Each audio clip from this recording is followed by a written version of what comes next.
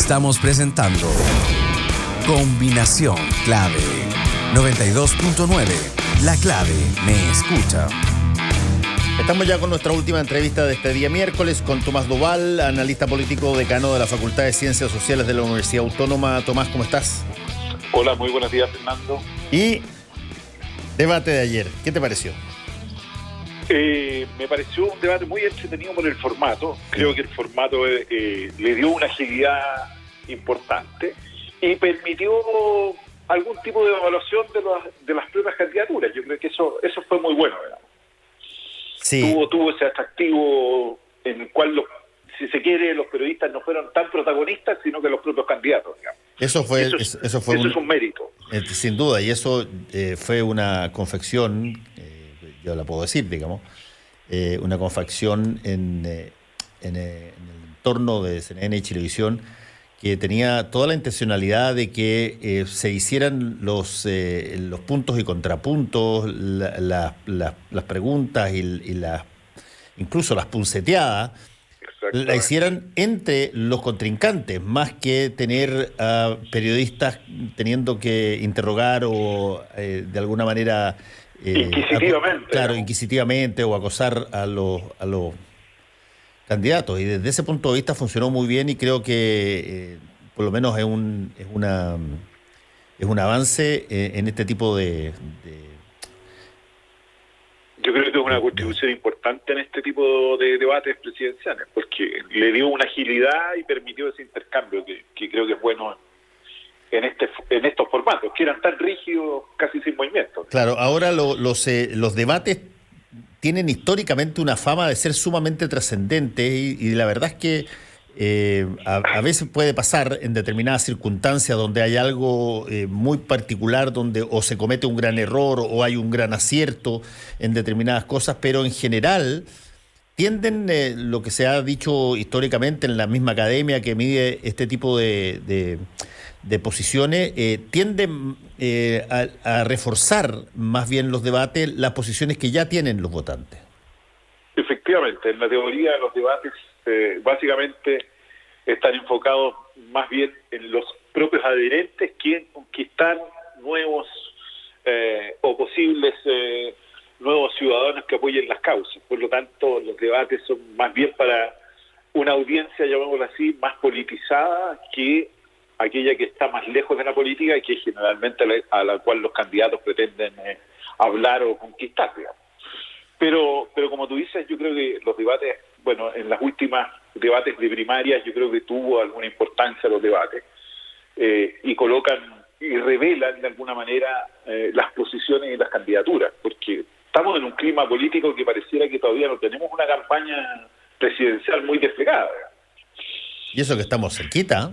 Y eso que estamos muy cerca, a muy pocos días. Entonces estamos a 60 días, para decir de alguna manera, de la elección. Y eso es bien, va a ser bien complejo para los candidatos presidenciales, porque hay una parte de, si se quiere, de la banda política que se la lleva a la convención y otra parte la elección presidencial. Entonces, y esa disputa yo creo que durante este mes va a ser bien compleja. Quizás el último mes vamos a estar más centrados en las campañas presidenciales.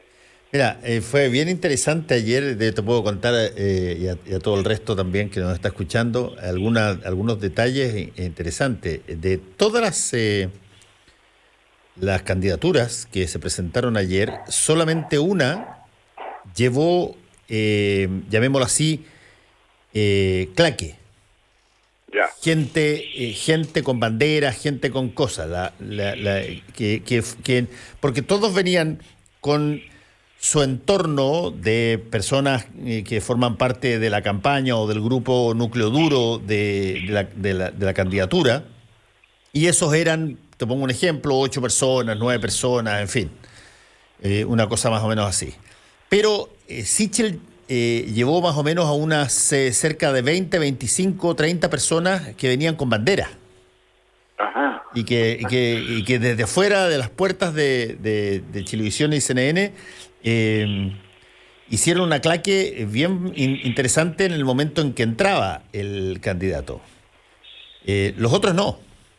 Los otros tenían básicamente su grupo de apoyo cada uno en sus receptáculos y conversaban entre ellos algunos, pero no había esta suerte de recepción claro, en la entrada. Claro, de guiño ciudadano a la candidatura, llamémoslo. Claro.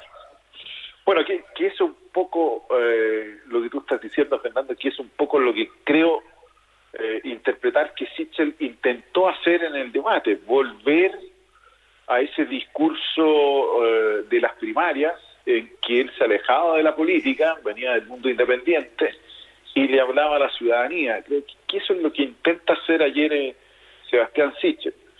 No creo que valoro el intento, pero creo que no tuvo los tonos y los tiempos que fueran más sólidos. Pero yo creo que por lo menos noto que Sebastián Sichel produjo ese cambio, porque venía de 2 semanas en un tono muy distinto, en mucho conflicto, y creo que ya volvió atrás, digamos, a tratar de retomar ese discurso.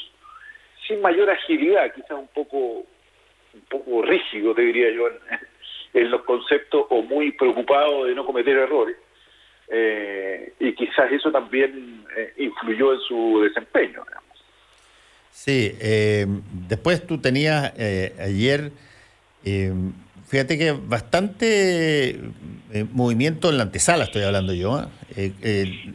Las personas llegan a un hall central de Chilevisión y CNN, donde hay cubículos para cada candidatura, donde tienen sus cosas, o ciertos refrigerios o cosas para estar ahí, con su gente, tienen asiento. Pero se levantan, saludan, van a conversar con los otros, hay una cierta interacción ahí, en ese sentido. Y después viene el debate, y en el debate sí que hubo cosas que son bastante interesantes de constatar. Por ejemplo, a mí me sorprendió que alguien como Jasna Proboste llevara tan, si tú quieres, tan abiertamente preparadas guiños para puncetear a Sichel, tratándolo de Sebastián Piñera diciendo que era un lapsus, o a Gabriel Boric diciendo que era el candidato del Partido Comunista, que son cosas que se preparan de antes, que son cosas de las típicas, pero que los asesores dicen que tienen que hacer. Que los asesores de repente lo encuentran geniales porque son sus propias ideas, pero que a la hora de realizarse, en una de esas terminan como siendo demasiado obvio que se preparó aquello. Sí, pues a veces esas cosas carecen de la naturalidad o de la espontaneidad necesaria, digamos. Y son, como dices tú, son más bien en una mente de los asesores que del propio candidato. Entonces eso cuesta mucho. Yo entiendo a la candidata cuando le dice, mira, tiene que hacer esto, y si no le sale natural, es mejor no hacerlo. Mejor no hacerlo. Es que intentar decir algo que no...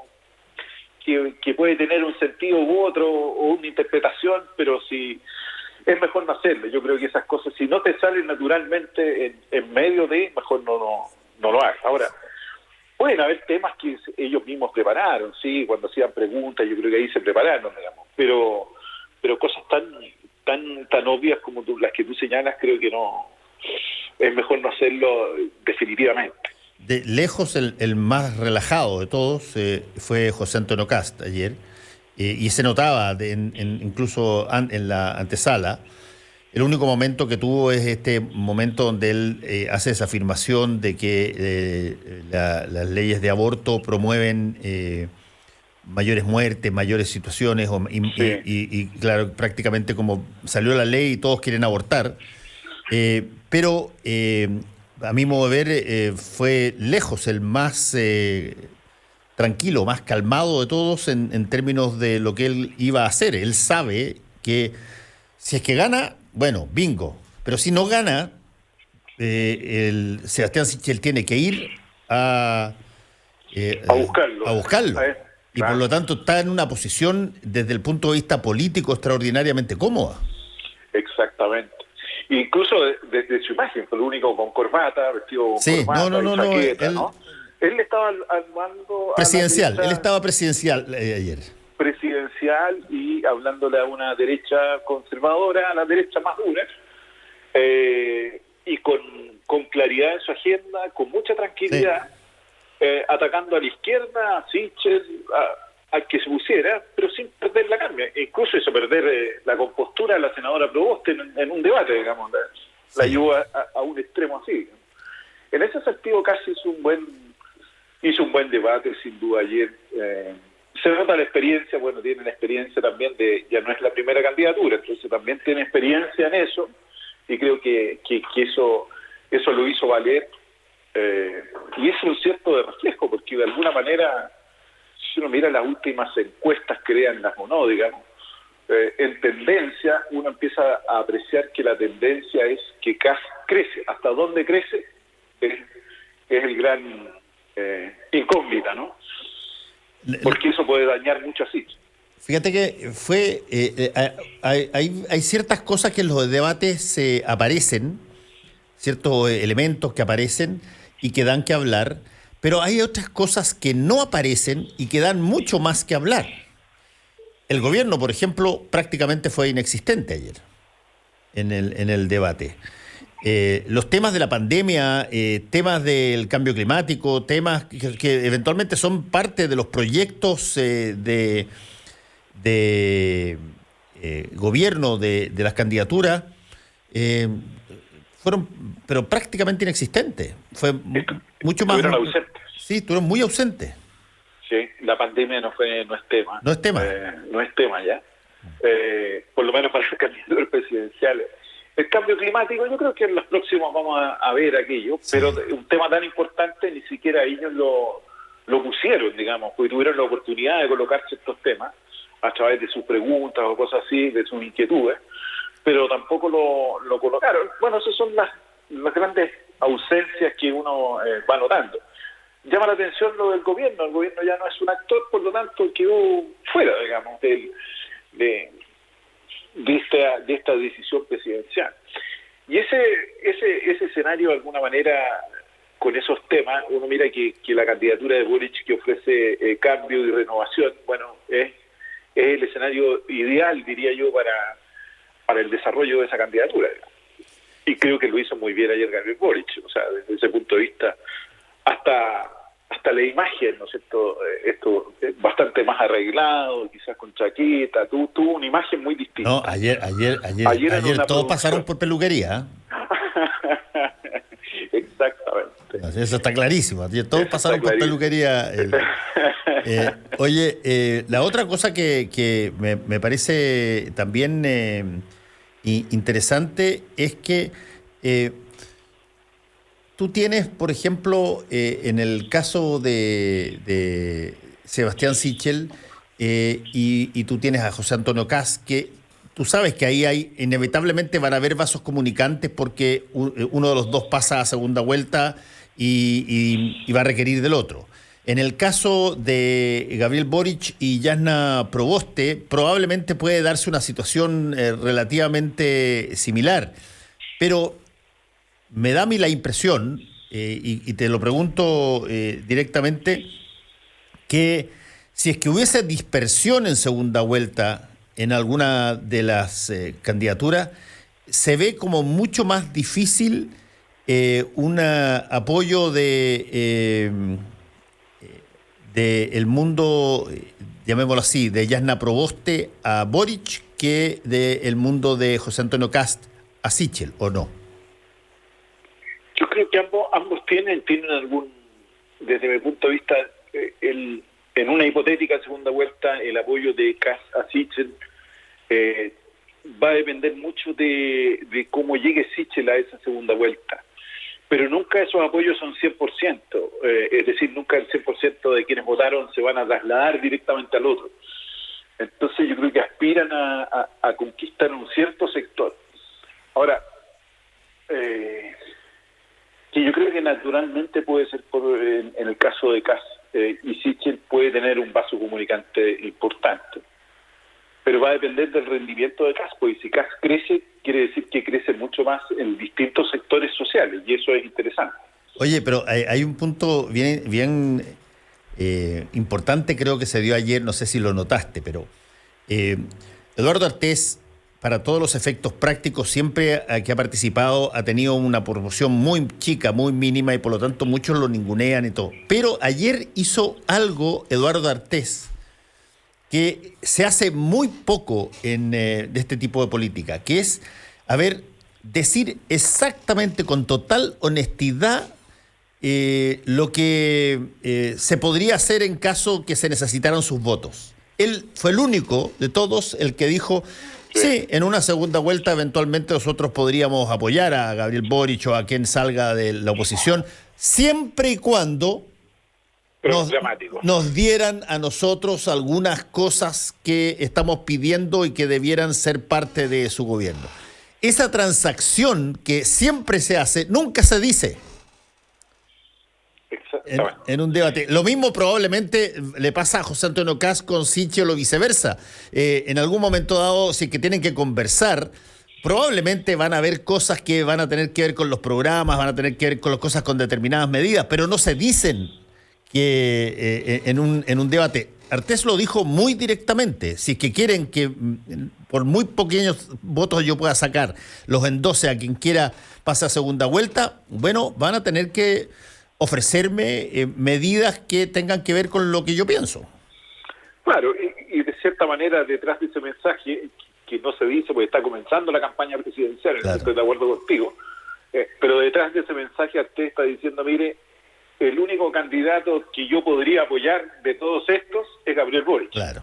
O sea, en ese sentido se situó muy muy claramente, digamos, mire, yo soy de izquierda, sí, tengo esta posición, pero para mí el único candidato en segunda vuelta es Boric. Siempre y cuando, no, y le agregó un siempre y cuando. El siempre y cuando tiene que agregarse, ¿no? Claro. Pero lo dijo desde un comienzo, o sea, para que tampoco a él en su candidatura muy específica le dicen, mire, usted le está haciendo daño, porque pueden decirle a usted le está haciendo daño a Boric.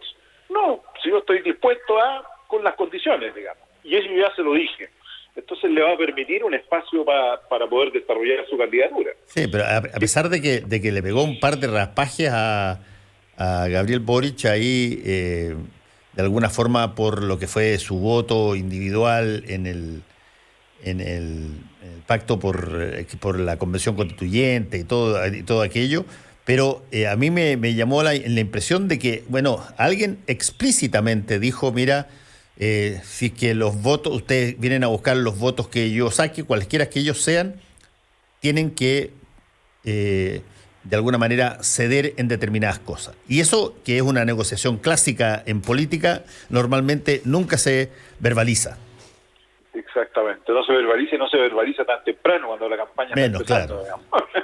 Todavía menos, digamos. Sí. Pero dio una señal, yo creo que se entendió la señal, y es una señal que Artés no había dado nunca todavía, digamos.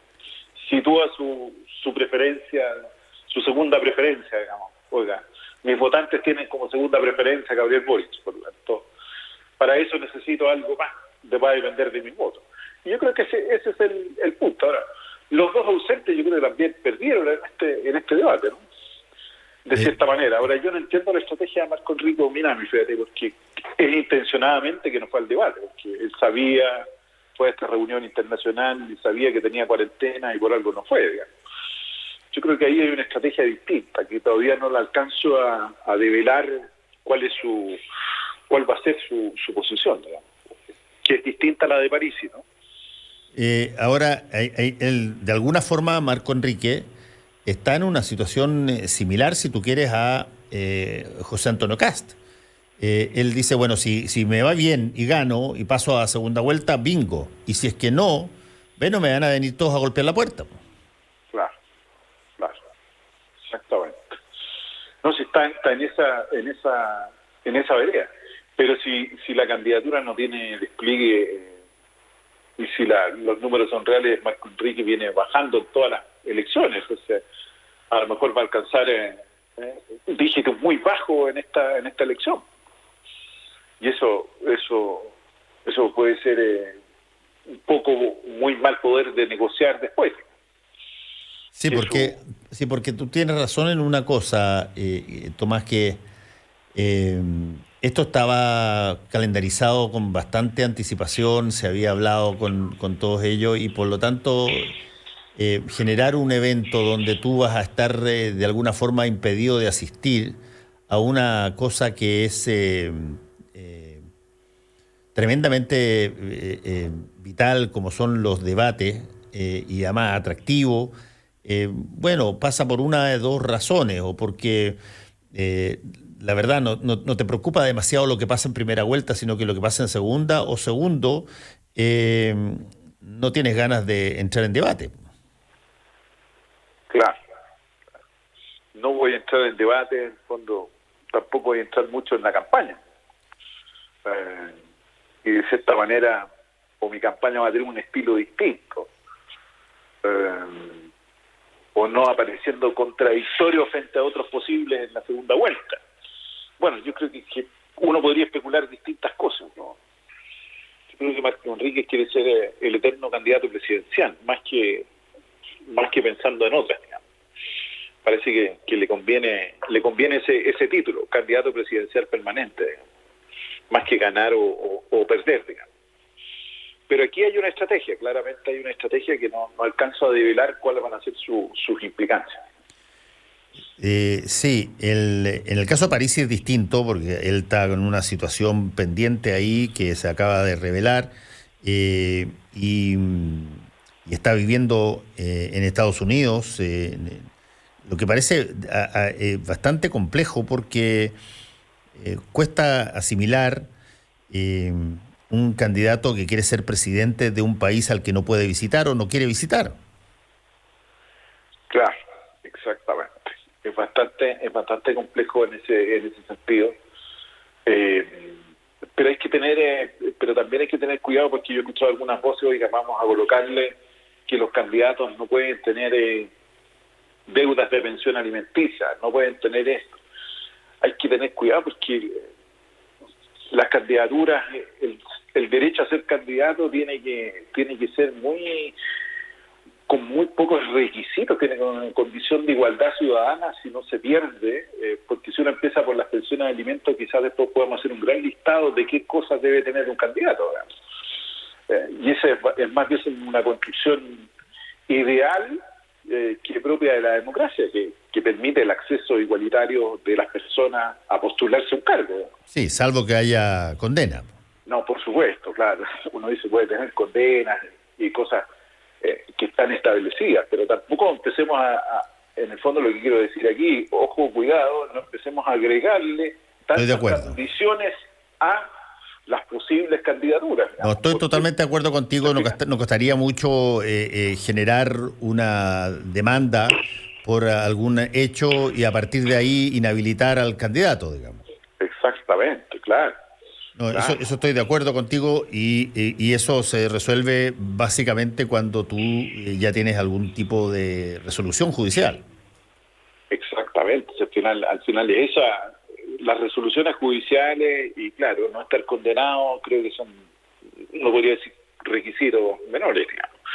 Es lo mismo que muchos le exigen títulos u otras cosas y la Constitución no exige nada de eso, exige enseñanza media, ¿no? Nada más. Y una edad, digamos, para ser candidato a presidente. Bueno, ese es el punto. Hay otros que quieren exigirle doctorados u otro tipo de cosas, digamos, pero eso no está, digamos, eso es en la mente de cada uno, pero no es propio de la democracia, digamos. Sí, déjame hacerte otra pregunta, Tomás Duval, que tiene que ver un poco con, llamémoslo así, la institucionalidad partidaria. Hay una irrupción muy potente, quizás se notó mucho más en la Convención Constituyente, de lo que se denominan básicamente los independientes, y que han tenido, éxitos y han tenido frustraciones brutales, desde las listas del pueblo hasta todo el resto de los independientes que forman parte de la convención, más los independientes que votan en las elecciones. ¿Qué tanto sientes tú que ser hoy día candidatos de partidos genera de alguna manera más confianza o menos confianza que un candidato independiente o que una persona que no tiene partido? ¿Cómo decide por quién votar? Mira, yo creo que si hay un desprestigio de los partidos, eso está claro. Y por lo tanto eso tiene una cierta influencia. Pero todavía no creo que sea muy decisivo en este periodo electoral. Y te lo explico así en breve. Si uno mira desde el 2017 hasta la actualidad, más o menos han entrado a votar alrededor de 9 millones y algo de personas, 9 millones 3, 9 millones 4, ¿sí? Pero ¿qué quiero decir con esto? Entre la elección presidencial del 2007 y el plebiscito, por ejemplo, el último plebiscito, son esos rangos. Es decir, hay ciudadanos que se motivan para ciertas elecciones y concurren a votar y para otras no. Entonces, hay una conducta ahí que es nueva, quizás para el análisis, en el cual los ciudadanos o ciudadanas toman decisiones respecto a las candidaturas o a los momentos políticos por ciertas cuestiones muy específicas que lo hacen concurrir o no concurrir a la urna. Y yo creo que ahí hay un tema muy complejo para los candidatos, porque quizás, o lo que aquí voy a colocarme en la perspectiva para poder reforzar lo que estoy diciendo. A mí me enseñaron que uno va a votar y va a votar en todas las elecciones, tenga buenos o malos candidatos, pero va a votar, ¿sí? Sí. Pero eso es exactamente mi caso también. Independiente de cómo sean los candidatos, uno tiene para votar. Pero aquí hay un fenómeno distinto. Hay electores que hemos visto que entran y salen. Entonces, por eso te lo vinculo un poco con los independientes. Yo creo que más que los independientes, quizás ellos se movilizan por ciertas cosas específicas que las candidaturas pueden hacer. Y yo creo que ahí está el desafío que tienen estas presidenciales de cara a noviembre. Sí, tú adviertes que aquí va a haber un flujo de votantes similar a lo que pasó con la constituyente, por ejemplo, o con el plebiscito más bien. Yo creo que puede rondar en ese ámbito la participación, si logran tocar a esas candidaturas, porque hemos visto que entran y salen distintos grupos, y eso hace muy incógnita. Ahora, en Chile hemos votado generalmente 7 millones más o menos entre plebiscito y segundas vueltas competitivas, en ese orden. Y es probable que andamos en ese orden, o un poquitito más, puede ser por ahí. Pero ¿quiénes son esos 7 millones? Ese es el punto. Yo creo que ahí es donde está la gran incógnita. Incógnita todavía. Tomás Duval, analista político, decano de la Facultad de Ciencias Sociales de la Universidad Autónoma, muchas gracias por haber estado con nosotros aquí en Combinación Clave. Que te vaya muy bien. Un gusto. Chao, que tenga buen día. Igualmente. Chao, chao. Y a todos ustedes, cuídense. Nos encontramos mañana. Chao. Combinación Clave. Opinión y análisis de las noticias de la jornada. Quédate con nosotros. En minutos nos movemos al espacio indicado para la innovación, las ideas y el emprendimiento, junto a María Elena Dresen y Roca Balbuena. Ya viene Emprender es Clave.